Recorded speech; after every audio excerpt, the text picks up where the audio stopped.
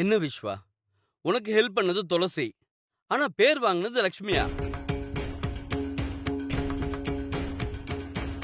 அந்த பொண்ணுகிட்ட கொஞ்சம் ஜாக்கிரதையா இருப்பா. பூஜை மந்திரம்னு சொல்லி உன்னையே மயக்கிட போறா. ஆ, இல்ல சார், அவ ஒரு இன்னசென்ட் டைப். அவ அப்படிலாம் பண்ண மாட்டா சார். இத பாரு விஸ்வா, இப்பெல்லாம் இன்னசென்ட்டா இருக்கிறவங்க தான் இன்டெலிஜென்ட்டா ஏமாத்துறாங்க. பாத்துக்கோ.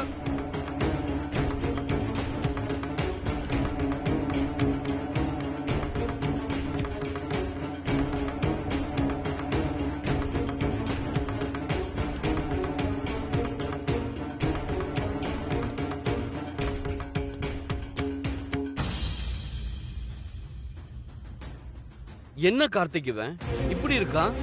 வெளுத்ததெல்லாம் பாலுன்னு நினைச்சுக்கிட்டு இருக்கான். அவனுக்கு நீ கொஞ்சம் எடுத்து சொல்லு. சார், அவன்கிட்ட இப்ப பேசக்கூடாது சார். அதுக்குன்னு ஒரு டைம் வரும், அப்ப அவனே புரிஞ்சுப்பான் சார். நான் வரேன் சார். ம்.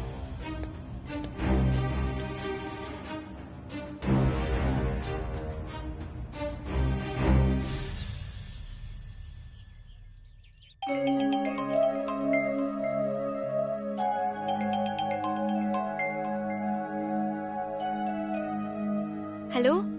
துளசி, நான் சிவராமன் பேசுறேம்மா, விஸ்வாவோட மேனேஜர். சொல்லுங்க சார். ரொம்ப தேங்க்ஸ்மா. எதுக்கு சார் எனக்கு தேங்க்ஸ் சொல்றீங்க? என்னம்மா, என்கிட்டயே தெரியாத மாதிரி ஆக்ட் பண்றியா? நான் எதுக்கு உனக்கு தேங்க்ஸ் சொன்னேன்னு உனக்கு தெரியாதா? ஓகே, பக்கத்துல லக்ஷ்மி இருக்காளா? அவ கிச்சன்ல இருக்கா சார். எதுக்கு கேக்குறீங்க? அவளை வர சொல்லிட்டு உன் போனை ஸ்பீக்கர்ல போடு. அதுக்கப்புறம் என்ன மேட்டர்னு நான் உனக்கு சொல்றேன். என்ன சார், பில்டப் எல்லாம் ஓவரா இருக்கு. என்ன விஷயம்? அது வந்து பில்டப் இல்லம்மா, ஒரு ஃப்ராட் மேட்டர். நீ லக்ஷ்மியை கூப்பிடு, அதுக்கப்புறம் சொல்றேன். சரிங்க சார். லக்ஷ்மி, ஏய் லக்ஷ்மி. ஏய், என்ன அதிகாரம் தூள் பறக்குது? எதுக்கு என்ன கூப்பிட்ட?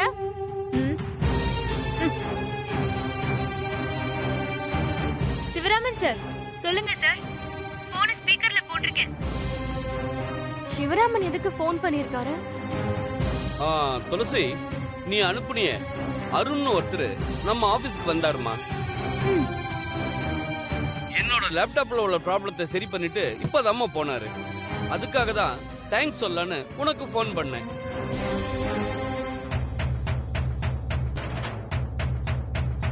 அப்படியா சார்?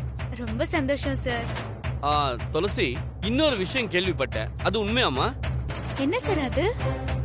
அதுவா, முன்னாடி ஒரு தடவை விஸ்வாவோட லேப்டாப்ல ஒரு பாஸ்வேர்ட் ப்ராப்ளம் வந்துச்சுல்ல, அதையும் அந்த அருண் தான் சரி பண்ணி கொடுத்ததா சொன்னாரு. அது உண்மையாமா?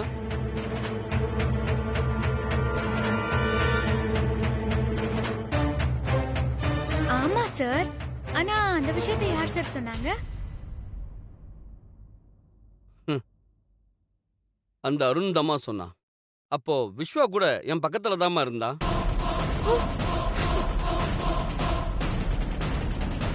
உங்க வீட்ல ஒரு சர்வெண்ட் இருக்காளே லக்ஷ்மி, அவதான் பூஜை மந்திரம்லாம் செஞ்சு அந்த லேப்டாப் சரி பண்ணதா விஸ்வா சொல்லி கேள்விப்பட்டேன். ஆனா அதுக்கு அவனால பதிலே சொல்ல முடியலம்மா.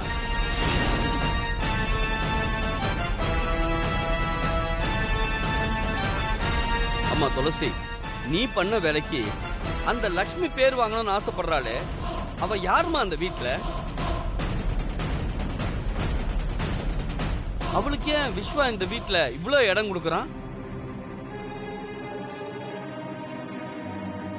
பாவம் சார், அந்த பொண்ணு இருக்க இடம் இல்லாம இருந்தா.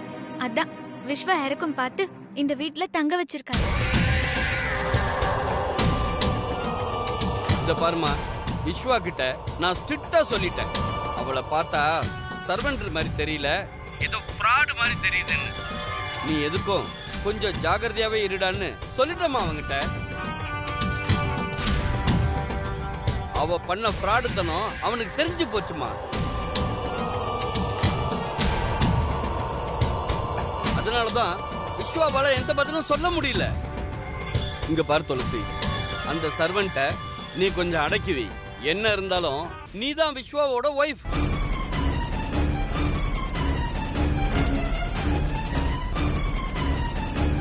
என்ன நான் சொன்னது புரியுதா? சரிங்க சார், எனக்கு நல்லா புரியுது சார். அவ ஏதோ தெரியாம பண்ணிட்டா, மன்னிச்சு விட்டுருங்க சார். இனிமே இந்த மாதிரி தப்பு நடக்காம நான் பாத்துக்கிறேன்.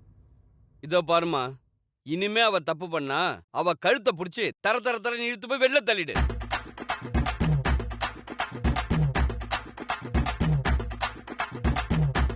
அதுக்கப்புறம் என்ன நடந்தாலும் நான் பாத்துக்கிறேன். சரியா? சரிங்க சார், அந்த மாதிரி எதுவும் இனிமே நடக்காது. நான் சொன்னதை நீ புரிஞ்சு நடந்துகிட்டா போதும். நான் அப்புறம் பேசுறேம்மா. ஓகே? ஓகே சார், பாய்.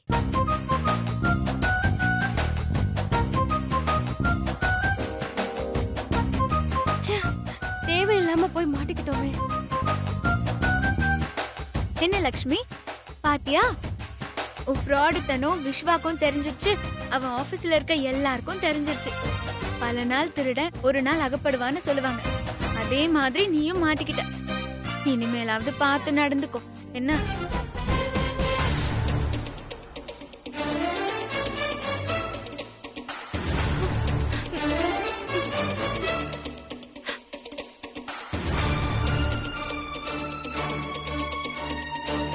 ஐயோ, மாமாவுக்கு நான் பண்ண பித்தலாட்டம் தெரிஞ்சு போச்சா?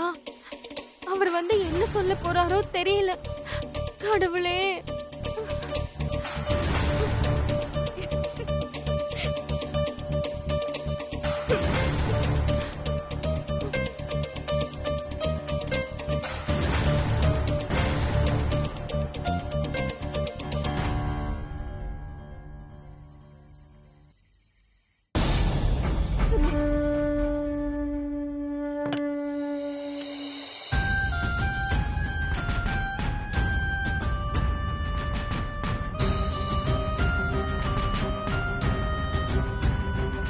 மாமா முகத்துல நான் எப்படி முழிக்கிறது? இந்த மேனேஜர் வேற மாமா கிட்ட என்ன பத்தி என்னென்னமோ சொல்லிருப்பாரு. இப்போ என்ன பண்றது?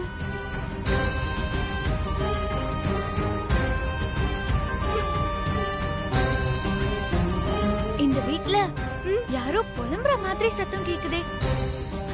லக்ஷ்மி, உனக்கு கேக்குதா? ஏய் துளசி, என்ன என்ன நக்கல் பண்றியா? அச்சிச்சோ, உன்னை யாராவது நக்கல் பண்ண முடியுமா? இந்த வீட்ல நீ வச்சதானே சட்டம். விஸ்வா கூட உன் பேச்சதான் கேக்குறான். நான் யாரு? சும்மா டம்மி பீஸ். இன்னும் கொஞ்ச நேரத்துல உன் மாமா விஸ்வா வந்துருவாரு.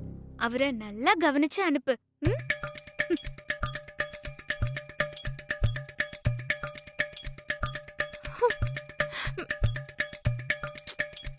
நான் என்னத்த நல்லா கவனிக்கிறது? மாமா தான் என்ன சமத்தியா திட்ட போறாரு.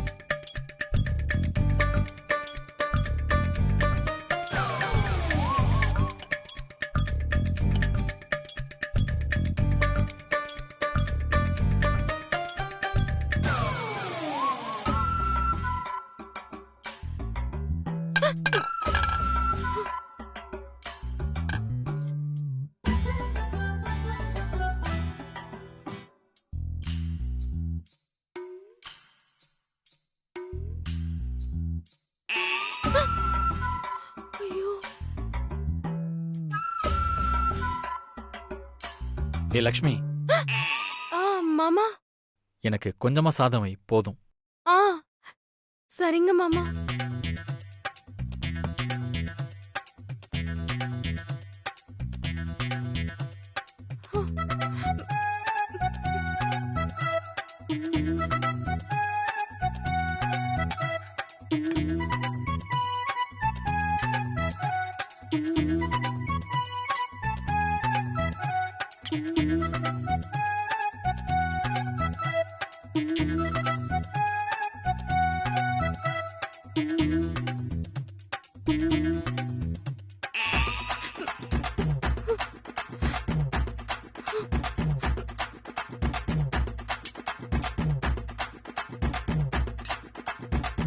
ஏய் லக்ஷ்மி, என்ன பண்ற? இங்க பாரு. ஐயோ,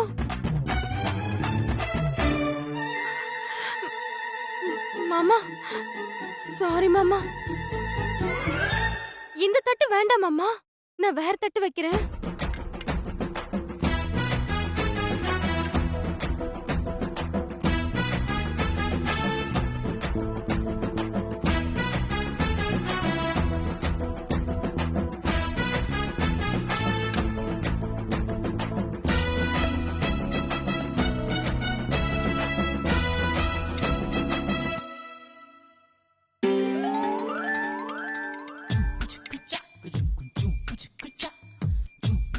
ஹேய் லக்ஷ்மி, நீ என்ன பண்றன்னு பாரு. ஐயோ, நீ ஏதோ டென்ஷன்ல இருக்கன்னு நினைக்கிறேன். விடு, நானே எடுத்து போட்டுக்கிறேன்.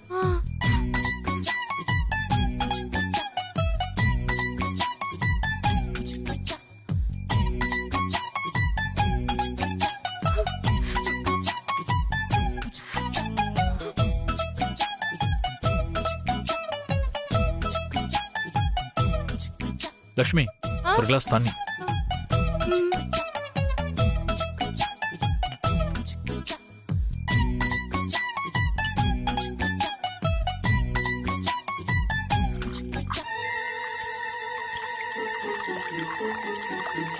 ஏய் மாமா மாமா சாரி மாமா, சாரி மாமா, சாரி மாமா. ஐயோ சாரி மாமா. என்னாச்சு லக்ஷ்மி உனக்கு? சாதம் வைக்க சொன்னா வெறும் தட்டுல சாம்பாரை ஊத்துற, அப்புறம் சாதத்தை தட்டுல போடாம கீழே போடுற. இப்ப என்னடானா தண்ணி ஊத்தும் போது உன் கையெல்லாம் இப்படி நடுங்குது. இல்ல மாமா, நீங்க என் மேல கோவமா இருப்பீங்க, அதான் பயத்துல இப்படி கையெல்லாம் நடுங்கி. கோமாவா? நானா? நான் எதுக்கு உன் மேல கோவம் பண்ணும்?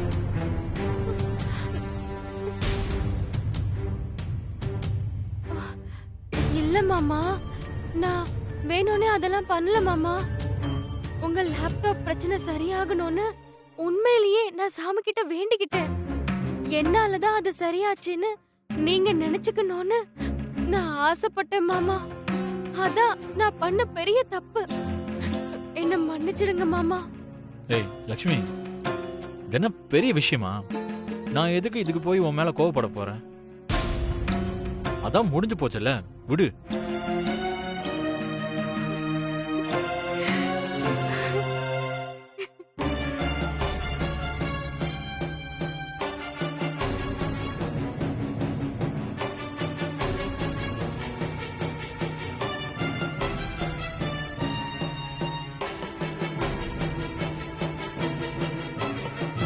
லக்ஷ்மி, சாப்பாடு ரொம்ப நல்லா இருந்துச்சு.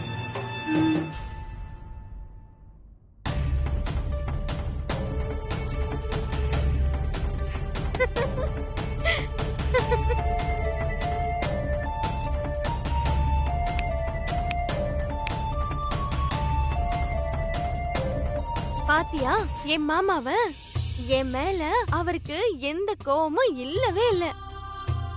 இங்க பாரு, நீ என்னதான் நல்ல பேர் வாங்கணும்னு நினைச்சாலும் அவர் அத சட்டையே பண்ண மாட்டாரு.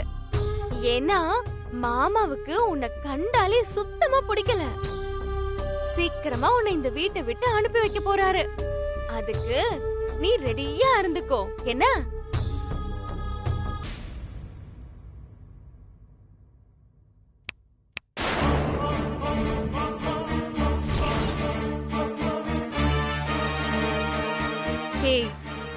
இங்க பாரு,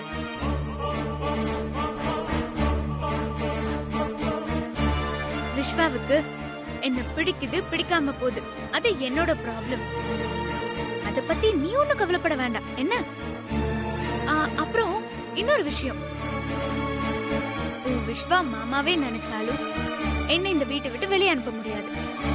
ஏன்னா பைரவி என்னோட அம்மா, ராஜராஜன் என்னோட அப்பா. என்கிட்ட சவால் எல்லாம் விடாத லக்ஷ்மி, விட்ட உன் டெபாசிட் தான் காலியாகும், பாத்துக்கோ.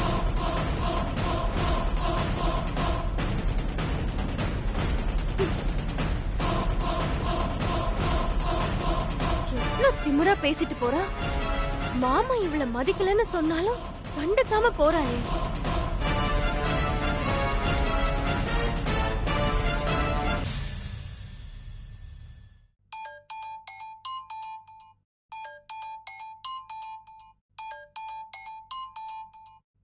சின்னத்த என்னவா இருக்கும்? சொல்லுங்க சின்னத்த. ஹலோ லக்ஷ்மி, நீ தனியா தானே இருக்க? பக்கத்துல யாரும் இல்லையே? நான் தனியா தான் என் ரூம்ல இருக்கேன் சின்னத்த. என்ன விஷயம் சொல்லுங்க. இல்ல இல்ல, நீ தனியா இருந்தாலும் ரூம் கதவை லாக் பண்ணிடு. நம்ம பேசுறத அந்த துளசி கேட்ற கூடாது. ம், இருங்க சின்னத்த, நான் கதவை லாக் பண்ணிட்டு வரேன்.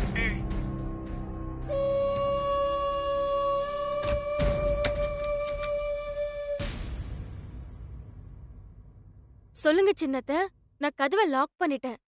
என்ன, ஏதாவது முக்கியமான விஷயமா? ஆமா லக்ஷ்மி, நான் இன்னைக்கு பைரவி அம்மாவை பாக்குறதுக்காக ஹாஸ்பிடல் போயிருந்தேன். அப்படியா? அத்த, நீங்க பைரவி அத்தைய பாத்தீங்களா? அவங்க எப்படி இருக்காங்க? அவங்க உங்களை பார்த்தாங்களா? ஏய் லக்ஷ்மி, அவசரப்படாத.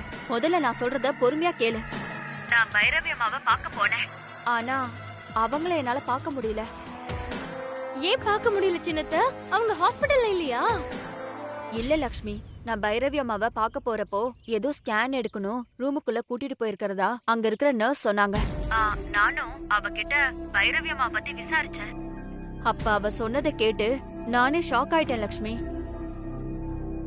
என்ன சின்னத்த, அப்போ பைரவி அத்தை குணமாயிட்டாங்களா?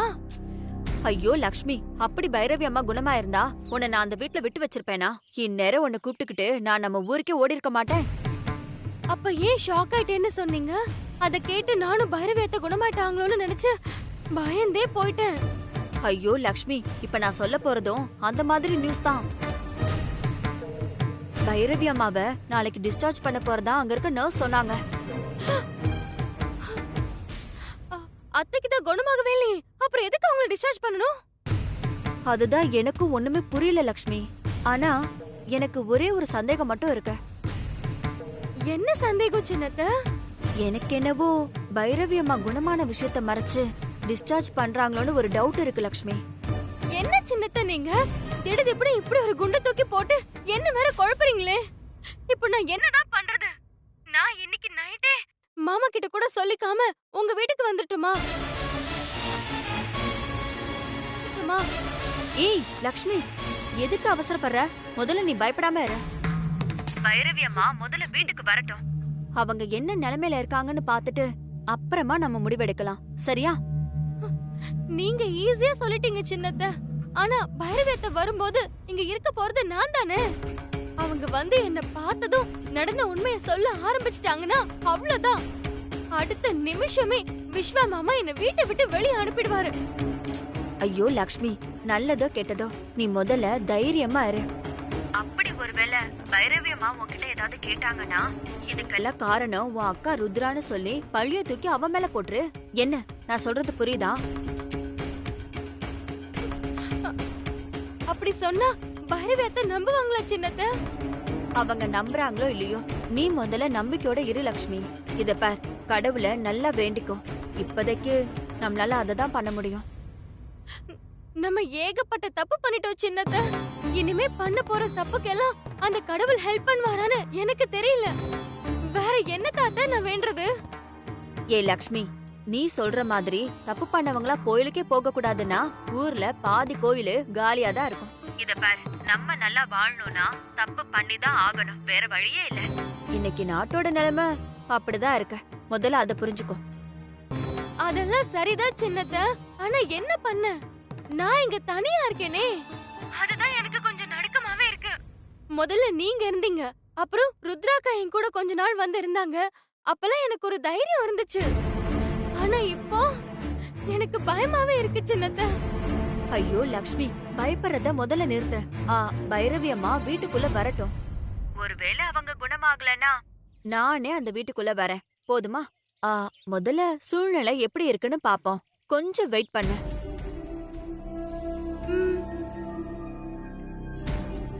லக்ஷ்மி, என் போன்ல பேட்டரி கம்மியாயிட்டே இருக்கு, நான் அப்புறமா கால் பண்றேன். சரி சின்னத்த.